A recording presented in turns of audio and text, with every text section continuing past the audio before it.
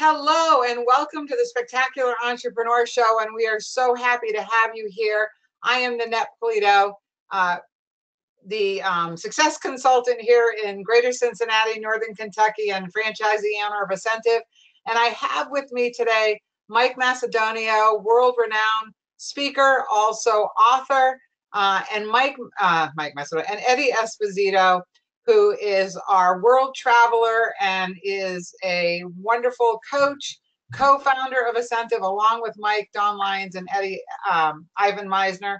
And you can tell I'm a little frazzled because in the last few minutes before we just came on, my computer crashed. So I'm going to take a deep breath here. And Mike rescued me. But we're really happy to have you all here. We had a great show last month. I was on a cruise ship, so that's why I wasn't here. But they did a great job with the 3 great game changers. And today, we're going to get into the 4th great game changer. So with that, I'm going to turn it over to Mike and Eddie, who are going to really make this awesome.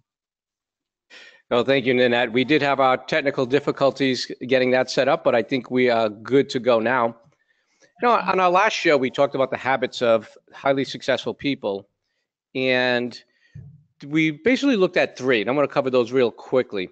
But just to put it in context of what we were looking at, over the past couple of years, I had done over 150 coaching sessions with different business people, with complete business intake forms. And one of the things that became very noticeable were the habits of people that were doing very well and those that were really struggling. And to put it in context, I'm talking about people that are earning hundreds of thousands of dollars compared to people that were struggling to make $30,000, $40,000. In many cases, in the same industry, in the same market. Okay, so these are a 5-time, 10-fold earnings performers. And the 3 habits that I found with these highly successful people were, first, that they were mastering their calendar. And we covered that on our last webinar. And it was so obvious how they had complete control of their calendar and they mastered their calendar. Okay, they were also individuals that were showing up well prepared. Okay, they knew their data, they knew their numbers. It seemed like whatever reference I was inquiring about, whether it was conversion or profitability, they seem to have a real good hold on it, or they can quickly find the information. And the final one was, and I think it's a combination of those 2, is how well prepared they were. Well, we've done that on the webinar before. And what we've also found is there was also a 4th component of why these individuals were so successful. Okay, and that was that they had diverse networks. Okay, and Eddie, I'd like to bring you in on this too, because I know you are, very familiar with creating diverse networks, and as well as somebody that networks outside of something that many of us have in common, that is called BNI. So Eddie, would you like to share some of your thoughts on why these people are so successful? What a diverse network. Yeah, because the network diversity really comes from being outside of marketing all the time, which we tend to label right alongside with networking, is that it's for the purpose of marketing or promoting or something to do with generating income for the business. And that's not true, because if you look at a lot of the responses that we get, just to register for the show, when everyone registers for the show, they answer 3 questions just to give us an idea for some topics. But only about, I'd say, 15% of those are around marketing. So the other 85% are around things like time management or banking or insurance or managing, figuring out how to take a vacation, all those things. And that's where the networks come into play, because a lot of those things can be accomplished with different types of networks. And for example, some of the social networks you belong to can be the answer to some of your banking questions. And so how do you design that in a way that you're doing things you like to do, yet have access to the things you're going to need, is one of the ideas of what the great networkers do. And I don't know if they necessarily plan it every time, but since we know the characteristics, we'll be able to plan it. But having access to those networks makes the other components of the business and the life easier, which means things like being overwhelmed and your calendar getting out of control and time management problems being an issue get better even by being better networked. So it's not always about the sale. The better networks can apply to many, many aspects of what you're doing. And I think that's one of the big points, that it's networking is not just about business. Okay, it could be other aspects of way it can support you or your business. Okay? And one of the things that we look at when we look at networks is we call IRS, and no, it's not taxes. But easy to remember. Very easy. And these are three networks that can overlap, but it's for our information, our referral, of course, which is acquiring more business, referral network, and support network. Okay, so we have information, referral, support network. And again, when I was referencing these business owners that were doing much better than their counterparts, they were all well networked and diverse networks. Now, put this in context. Every one of these 150 plus business owners that I spoke with, okay, were at least networked in one. So I'm not talking with people that are complete cave dwellers and don't do any networking at all. As a matter of fact, they all participated in BNI. Okay, both the very successful ones and the ones that were struggling. Okay. Okay. Now, again, when I look at the people that were doing very well, they were well networked outside of that one network. Okay, but they also had good connections, strong connections in their information, referral, and support network. So, Eddie, could you give us a couple of examples on how just an individual network may overlap from the I to the R to the S? Yeah, sure. If I just took, for example, just the church I belong to, that is a network. And when I go to it, I'm generally there for the support element of the whole thing. You know, there's a camaraderie, a community, all that stuff. It's good to be there. We do other types of service work, and you probably relate that to Rotary, the same thing. However, when the people that I'm mixing with can also help me with several of these IR and S needs. So if I needed information on what's the best air conditioning system to put in my house where the air conditioning system broke, I've got the information part there, and possibly even a referral part there. If I volunteer and help someone and I get a referral back from it, okay, then they're starting to overlap. Certain things, even though I'm going for, or I'm attending or doing what I'm doing for a specific purpose, the other two things can happen. And particularly when it comes to the referral portion of it, if you notice that it's happened more and more, then just your activity in there is producing a business result, even though you didn't intend it. So that's a good place when you evaluate it for you to stay. So if it's a club or something that you belong to and that's happening, if you're tracking it and you know the business is actually coming from that, then it turns out that social network, support network that you belong to is actually generating business, so that there's an overlap there. And the same is true of, say, your information network would be a trade association in a lot of ways. You go there to get the latest, greatest information. You go there to get the latest stuff on products or legal things to watch out for, or new forms, or whatever it is. And then there's a guy who doesn't do exactly what you do, and you end up trading business with them, so you got an overlap. So there's lots of instances where that can happen. And likewise, in the business network, some of those people become your best friends. So now they are in support. So there is a lot of overlap there. You know, I find it almost difficult to be part of a referral network and not finding them being able to support your business or your life with a support network. Yeah, and I think, and you know, a key takeaway from that too is understanding what each person is actually able to do. So if I'm in a referral network and I am friends with somebody but they're not giving me referrals, well, maybe it's because they can't. They don't have access to the market that I need to. So it could be really accidental if it ever happens. And I understand that even if they're in my business network, that where our relationship is mostly supportive, that's fine. You know, and understanding what the differences are and not having false expectations makes your networking a lot more enjoyable at that point.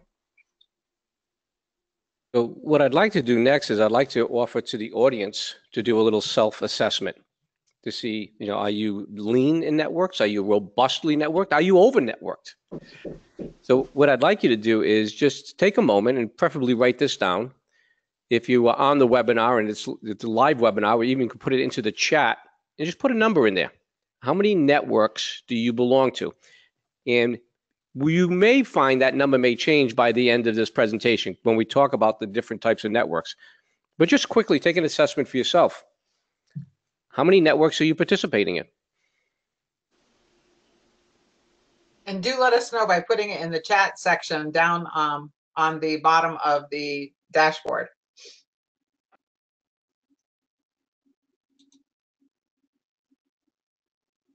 All right, so while you're doing that assessment, and again, these widely successful business owners not only mastered their calendar, knew their numbers, came prepared, okay, they were also well networked. So let's talk about what some of those networks can look like. Okay, the first type of network, in World's Best Known Marketing Secret, we talk about the 7 types of business networks, 7 types of networks. The first one is casual contacts. Casual contact type of networks, okay, could easily be referenced by networks like a Chamber of Commerce. The Chamber of Commerce is a large group of local business people. Some own businesses, some are employees. There could be obviously a lot of people doing the same type of work. It's not unusual to go to a Chamber of Commerce event and see a half dozen real estate agents, okay, or 6 or 7 people from different banks, okay. Casual contact networks. Eddie, tell us, what do you like most about this type of network? Again, I think it's access to a lot of information, and it's a starting point. It's a place where certainly I get to meet new people. Take the Chamber, for example. I could get involved in a committee of interest. I would. It's a great place for me to generate referrals for other people. If I know something about people that I'm trying to generate business for, and I go to those events looking to see who might be a prospect for them, it's generally easier to do that than it is to generate, to basically cold call them in person for myself. So I can do that's kind of one of the things I like about that. And plus, I don't mind the social part of it at all either. So they can be fun. Yeah. I think it's a great way for you to become, in our VCP, credible, because if you go there with the attitude of I'm going to be a connector versus a seller, it really makes a huge difference. And what I mean by that is what Eddie was saying is that when I go to networking events now, it's about my meeting people and figuring out who I can connect them with. And most of the time I try to connect them with someone that's in the room that I know. Yeah, and as a member, I can also apply it. And I was kind of addressing it as someone who just went to a mixer. But as a member, now I can actually incorporate a little strategy into that, get a little more direct, as Nanette was referring to. Exactly. One of the things, values I get out of the local Chamber of Commerce is when I attend, I feel like I become more aware of what's going on in the community. Yeah, yeah. And in my day-to-day, I'm not going to know about new businesses starting. I may not know about different changes that are happening in our economy or our local businesses. Many people know that we had firestorms here that wiped out 7,000 homes, several months ago. And because I wasn't directly affected, I'm not aware of everything that's going on and all of the support and people that are coming in to help. And in a Chamber of Commerce, that's an environment where I'd become more aware of my local economy and what's going on in the community. So let's look at another subtype. And just for a reference, for those people that are putting into the chats, this seems to be a very well-networked group here, where we're seeing anywhere from 2 to too many.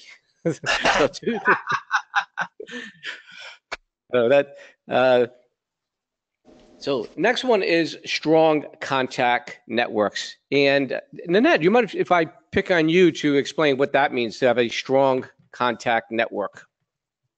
Well, a lot of our viewers are probably BNI members, and so that is really our strong contact. These are people who are consistently meeting each other, learning about each other, learning who their target markets are, an incentive, we develop them as referral partners. And we're working with them all the time. But these networks are generally structured. That's one of the strongest components of it, is that there is some kind of structure to this networking to make it really successful. Yep. So these are going to be networks, one per profession, a very specific purpose, that is to generate business for one another. And like Nanette said, a very structured type of network. Like I mentioned, with the 150 or more people that I worked with, okay, and were evaluating, they all belonged to this type of network. Okay, and yet there were people that were generating 10 times the income. Okay, so when I say that they're part of a network and they're very active in it, they are in the sense of this category. Okay, but the extraordinarily successful ones were involved in this and others, and I think that's an important part to understand. It's also something we discuss in the World's Best Known Marketing Secret. To create a diverse networks means being part of different types of networks. Okay, and that doesn't mean 3 different chambers, but different types. So let's continue with the different types so we can evaluate what would be a good type for your business. Okay, the next one would be community service clubs. Community service clubs. This would be organizations like Rotary, Kiwanis, Lions. Right? Hey, what are some of the benefits of networking with people and organizations like this? Well, Simon Sinek said it, about attracting the people that believe what you believe. A lot of these community services clubs are focused on one thing, some particular type of service that's directed at something. So the people there, you would think, would have to have the same common interest. So you got a connection right there on that. And they come from every kind of economic group. So it's also a way of extending your contact base outside of your normal circle. Because you could easily mix with somebody who's 10 times the wealth or knowledge base or access to things that you have, or you're going to be the one who's 10 times above somebody else that can give on both, so you'll be able to give more to that person. So there's in the same group, there could be a large diversity of income, information, other skills across the board, and we're serving a common purpose that makes sure that people are interested, and you can develop great relationships this way because you get to rub together, basically elbow to elbow. So community service clubs are high up on the list of things to belong to. Yeah, I certainly agree with you with the diversity, and that's part of what we're looking for. We tend to network and associate with people like ourselves. That's great.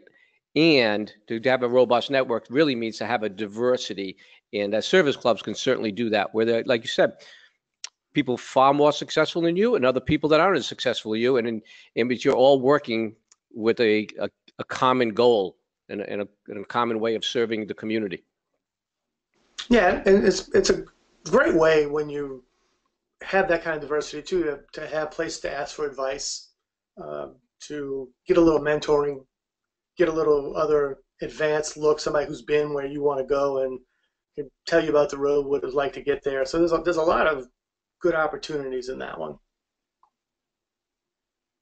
All right, let's talk about the next network, and that would be professional associations. And I know, Eddie, for you, that's almost like a must-have when you're looking at someone's business. Yeah, this is one I can't tell you enough that when I'm coaching with an individual in their business, is one of the first questions I'll ask. Basically, are you a member of your professional association? Because if the associations or the profession has a good one, financial planners, accountants, real estate agents, those all have great professional associations, along with HVAC people and promotions and things like that. Then that's where you get the most information for the least money, because the topics are always new at the conventions or in their newsletters. They're showing you the best products, they're showing you the latest trends, they're bringing you the best people that they can have available to them to come and talk to you about those things, and you get to rub elbows with them afterwards. You're in there with your peers, some above you and some below you, and some right beside you to share what their successes and failures are. And I think it's the most economical way, and it's the access to the best information the quickest by belonging to your professional association. And I think it's a huge plus if you do belong to one. Not to mention discounts on, like for the contractors, they get discounts on workman's comp insurance by belonging to the same association. So there can be some economic benefits as well.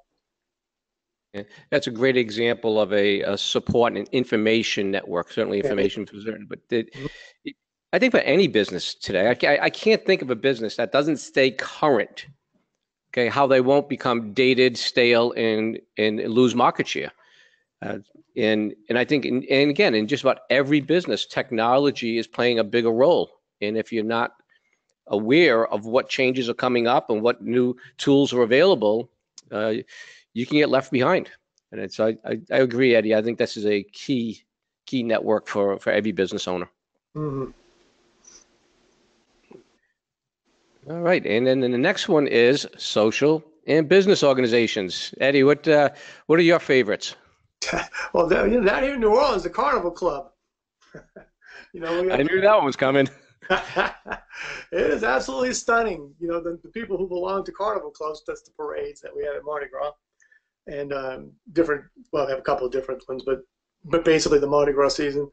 And again, it's that diverse from everybody from the low income guy to the highest ones. Now they have some what we call blue blood organizations that they would never allow me to join, but that aside, there's just a great wealth of people. Now it's becoming a destination as well. So there's a lot of people in some of the bigger parades, like say the Endymion Parade organization. They might have as many as 500-600 people that actually come in from out of town to do this thing. So it's now becoming to where that network's even extending out of the area. So, and it's everything again from bankers and utility chairmen and the plumber, and so it's a very diverse network. They do have a lot of fun, and there's myriad of opportunities. They do a lot of charitable work around the city, so there's opportunities for people to get involved in other special interests with them. They have regular meetings, social meetings, so you have opportunities to get together. It's actually a great social business organization here in our city. So now maybe not everyone has the same type of activity as New Orleans with these carnival clubs, but there's other organizations, for example, alumni organizations. Those are very common in any community, and being part of those, again, we have a common background, if you would, but they become great social environments. I'm not in the area where I went to college. As a matter of fact, I'm on the other side of the country right now. But I have friends and classmates from college. They still go to all the basketball games and football games and meet up with the alumni. And again, that's a very strong social network. Yeah, a lot of times though, you get groups that will get together and go to football games, for example. I know down here for the Saints, there are several people that gather up in one spot, like a parking lot at a mall, for example. The bus comes to get them, and then off they go to the ball game. And that's been going on since I can remember. But that's the club. That's what they do. Right. So. But then you have car clubs, motorcycle clubs. Yep. There's really a lot. Yeah, that's why the slash business is there, because business happens, but the intent is really social. Yeah. A great example of utilizing a social club is Phil Bedford. Phil created his own, and it's a salsa club. They dance. And he will tell you within his dance, and he's gotten very successful with this social club, he gets a significant amount of new business. And guess what? It's something he loves to do. Yeah. He's not part of a motorcycle club when he loves to dance. He loves dancing. He loves leading it. He loves organizing it. And people show up that are in business that want to do business with him. And if you think about that strategically, if you looked at a sales pipeline, one of the biggest challenges that we always hear from people is that they got to get in front of enough people. If they're particularly if they're talking about doing referral type business. Well, in order to increase your funnel, you got to start them at an easy place to get engaged, and whether that's online or by advertising or through referrals, you need an easy place for people to engage. And so social business is a place where, if it was a wine tasting club or a cookouts or cars or whatever, it's loose. You get a chance for them to get to know you, as opposed to having to try to somebody set up a coffee or a lunch to say, come meet this guy to talk about your business. That's a little more threatening for most people than something like this. So it's an easy way to address the top of the funnel, or it's a better way to address the top of the funnel. Eddie, I was thinking about the time when you and I went to the racetrack, and we were invited in by somebody that is an auto racer. He's actually a professional racer, and he brought us all on the track and put us in cars with skilled drivers to go around the racetrack at ungodly speeds. Now, besides having a great time in the car, what an awareness of the type of people that participate in, even at the amateur level, car racing. Yeah. It immediately hit me. It's like, wow, what a network. I mean, this is definitely networking up, where people's hobby is putting together race cars to go around the track on the weekend. Not exactly an inexpensive hobby. No, not at all. And I can remember asking my friend that was there, I said, do you think I'm too old to pick this up? And he's like, no, not at all. He goes, my dad races with me. And but that was a very obvious network there, where I can see getting connected with that community. Again, if you had a passion for cars and racing, can certainly be one.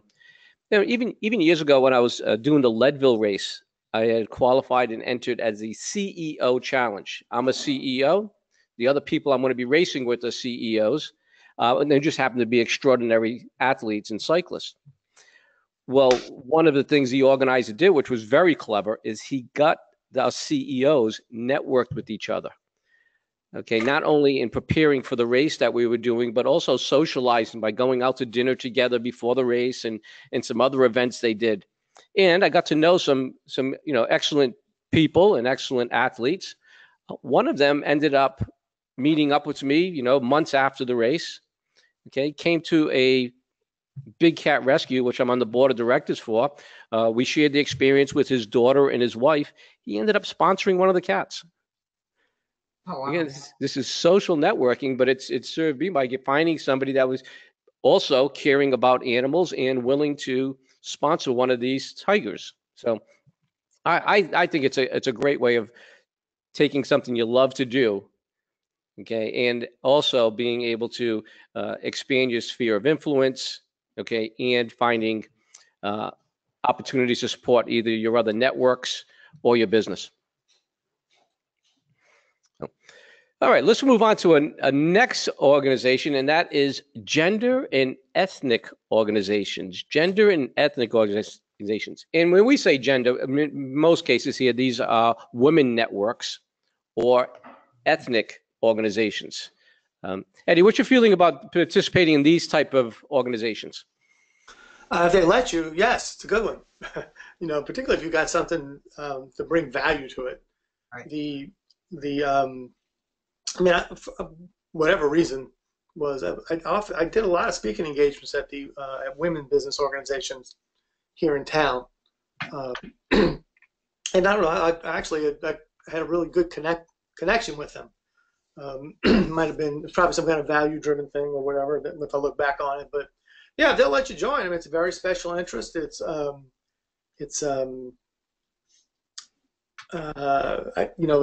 I keep wanting to say direct, but it's a certain type of connection. It's a special connection, and if you're able to fit in it and bring value to it, gender or ethnic, I think it could be a great place to not only generate business, but the other two things as well: information and support. I totally agree with that. I have gone to a couple of the Hispanic Chamber of Commerce meetings. They have been very welcoming. I've actually been able to make some great contacts for them to help within the schools. So really what Eddie is saying is very true. If you can bring value to them and they are welcoming, it can really be awesome. Really great connections. And they tend to be loyal too, by the way. So I like for here, I wasn't really a great fit for the Hispanic chambers down or the Hispanic organizations here, and I did notice though that they are extremely loyal to each other in those organizations. So if you're a good fit in there, I think that the loyalty aspect is pretty strong there. Very much so.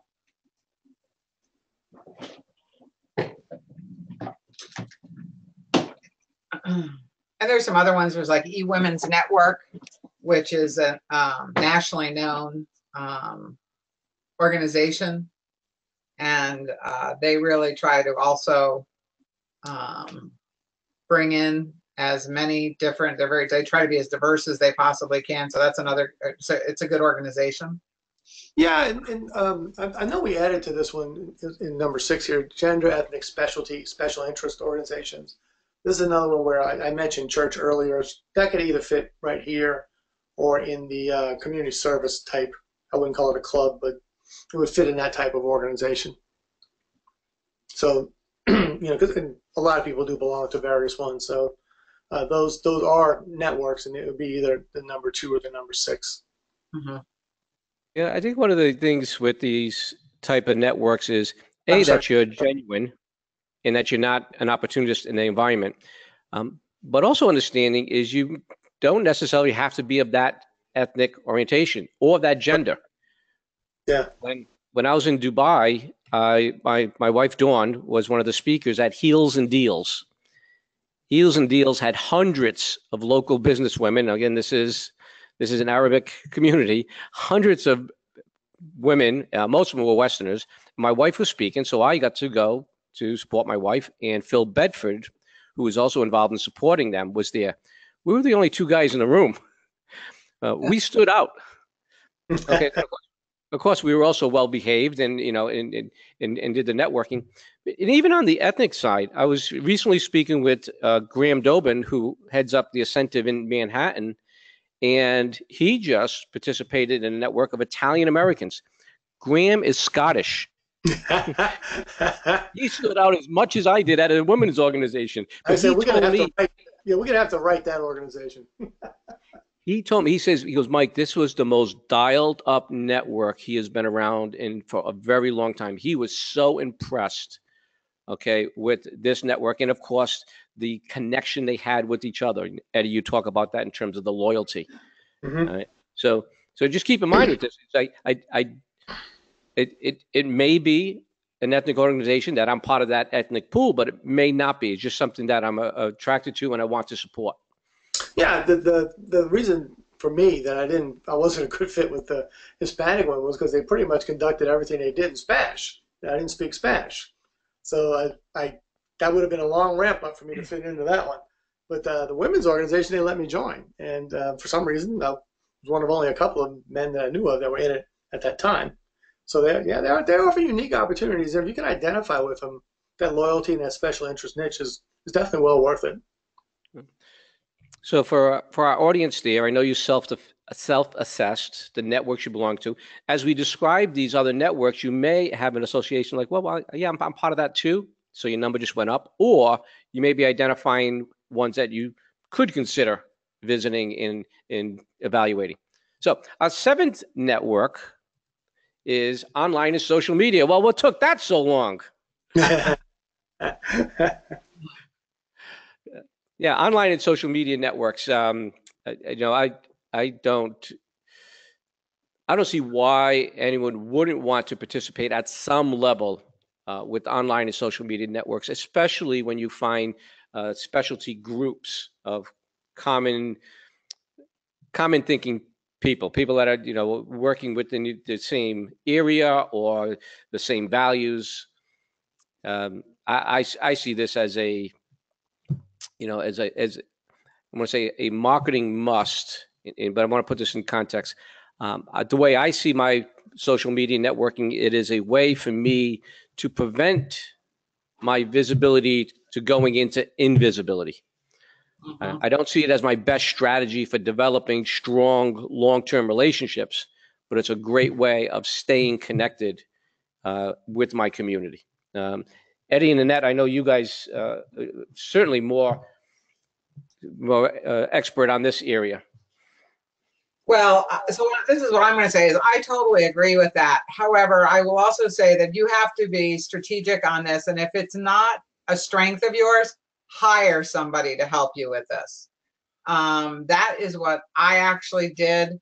And it was the best money that I have, some of the best money that I've invested, because they actually keep you on top of what you should be doing, how you should be doing it. Like in my case, they're on me every week to do a video, some little short video that gives a hint. But what it does is they understand how to keep you relevant. And so if you are not an expert at this, my biggest suggestion is to go out there and find someone. And if you do need to know of a great person, I do know a great person, but I'm sure you probably do too. But this really is very important now, because people are looking for you. And when they meet you, one of the first things they're doing is going to look at your website, your Facebook page. If you have an Instagram page, they're really looking at you. So you have to make sure that what you're doing is up to date, is geared to the target that you're trying to hit. So I would definitely, there was something I was going to say, but I lost it now. But this is really important. Eddie, I'll let you add what you'd like to add. Well, I would just say about you're approaching that from the marketing aspect. Yeah, from the marketing aspect, you have to be relentless. And if you have to be relentless, we have to look at that as the old advertising plans or marketing scheme, not schemes, but plans from the past. And then you have to invest money into it and have agents and people do it, because it is a lot for an individual to do on their own. Not just the expertise, but the actual getting it done part is not easy. Time. It's intense. So whatever budgets that were used to be thrown at television and radio and all those things, now you're just moving it over and putting it here instead. But because you need that kind of intensity. From the information standpoint, the networks, the social media networking, LinkedIn has a lot of different types of organizations, like coaching organizations, and even that breaks down into different ones. And it's a good place to have questions answered. You had this situation, how might you have handled that? And get it back from other professionals the same way. Participation can give you a little bit of visibility in those things, particularly if you're going to the professional organization conventions. So if I was in a coaching group that was affiliated with the ICF coaching organization and was just having conversations there and then went to the association, they're kind of linked together. So in the information and support area, the social media works well too, because just having the conversations or starting the conversation, listening to them, participating in them, keeps your fingers, Mike said, your ear to the ground, and keeps you connected, and can serve a very useful purpose. And that way of it is a whole lot less intense than the marketing way.